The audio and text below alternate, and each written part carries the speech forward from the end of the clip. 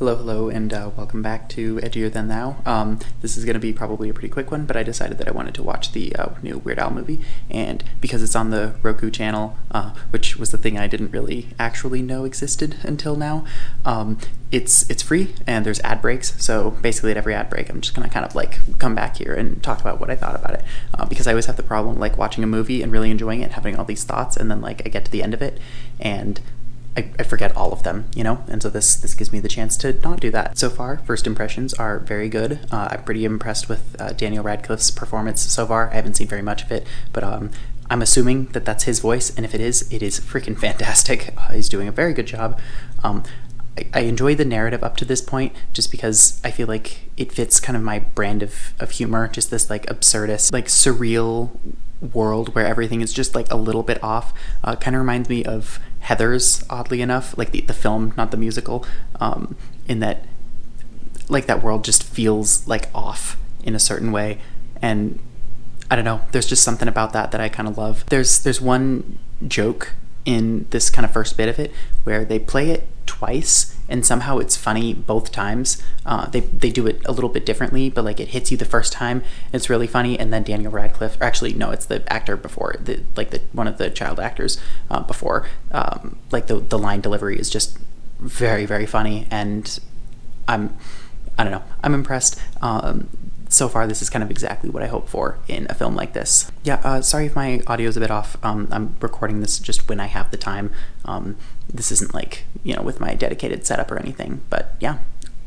All right, I double-checked. Daniel Radcliffe does not do the music, but it's fantastic, and his voice otherwise I think is really good. Besides that, I feel like this movie has a really, really solid grip of exactly what it wants to be, which I know seems like kind of the bare minimum, but so many films like fail to do that.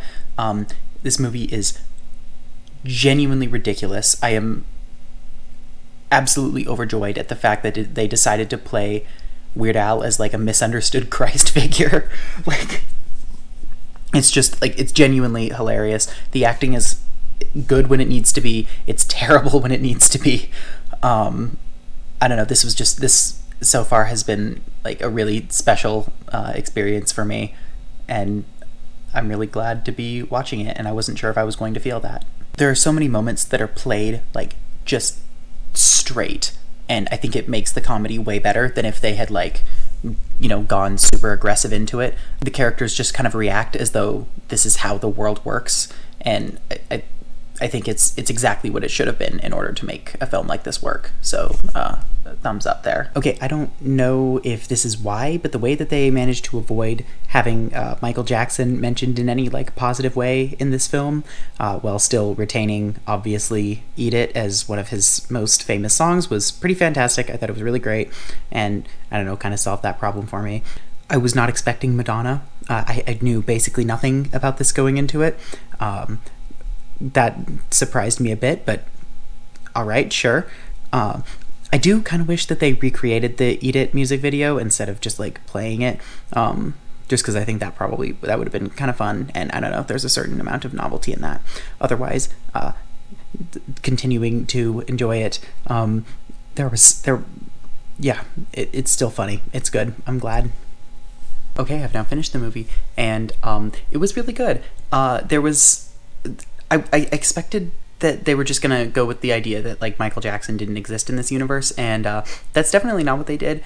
And I think it worked for the most part, except for maybe a little bit towards the end where I felt like the joke there got maybe a tiny bit stale. Although for plot reasons, it ended up being really important. So I don't mind it all that much. It ended fantastically. Legitimately, I think the only way that I could have actually been like emotionally affected by the end of a Weird Al movie, which is, I mean, by the plot, I was emotionally affected by the fact that it exists at all, but just by like the actual way that it ended, it made me question a few things about myself, because the first time that I ever saw an accordion was, I believe, in an Amish person's house, and like I could be wrong. But I looked it up and I didn't find anything on that, so I don't know if they hate accordions. Probably not. Nothing in this movie is true. But still, I very much liked the fact that it just kind of implied that Coolio's Gangsta's Paradise came out in the 50s. I don't know, those just like the timeline in this movie was genuinely unhinged, and it was perfect for that reason. There were a lot of celebrity cameos, and I think that the way that it was done worked really well. Like normally celebrity cameos can be pretty annoying, especially when they kind of take up too much of it, but I felt like everyone seemed like they were having fun with it. Exactly, their acting was exactly what it needed to be every single time they were on screen, which is to say it was, yeah, like I said earlier, it was good when it needed to be, it was terrible when it needed to be. The plot took a turn I absolutely wasn't expecting, and I think that it was, again, just like, I don't feel like there were a whole lot of missed opportunities in this movie, I feel like there were a lot of things where I could have looked back and been like, oh man, I wish they joked about that, but they did, and they actually, they went there, and I thought that was fantastic. Weird Al Yankovic is kind of the subject of one of my like happiest memories, like the happiest times in my life. It was the first like real concert that I was invested in that I went to. I don't know, because I probably could have gone like when I was very young with my parents, but that's the first one at least that I remember, back on like the Mandatory Fun tour in like 2015, and it was kind of like the last year where I feel like I felt joy, that was right around the hype for Force Awakens, which I was super excited for. I haven't mentioned Force Awakens yet, of course not again, but it was right around then.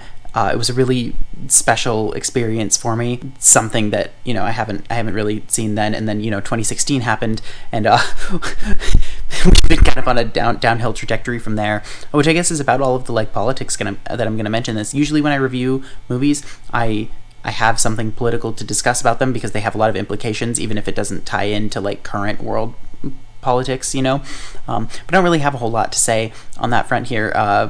It was really well done. It made me happy to be watching it.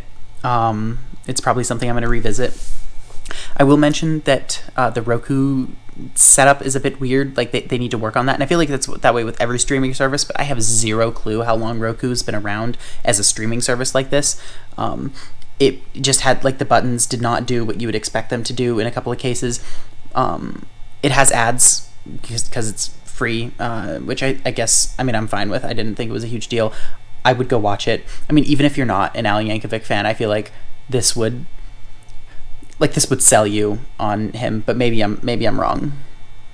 Either way, I thought it was really special, and I'm really glad to have this in the world right now. I don't know, it just feels like something that they really enjoyed making. If I have any footage or photos or anything of me being at the concert, I'll probably put them in this. Maybe I've already put them in. I don't know. I don't know what I'm gonna do when I'm editing this down. This is just kind of me having a good time. Yeah, this was really great. If you like this sort of thing, do I don't know, like it and subscribe, whatever. This is not what I usually do. Usually I talk about like political stuff and movies and the ways that they intersect with politics. I think I'll call that philosophy, that idea, what I do. I think I'll call that intersectionality. I don't think that's been taken. But yeah, it was a great time. See ya in the future.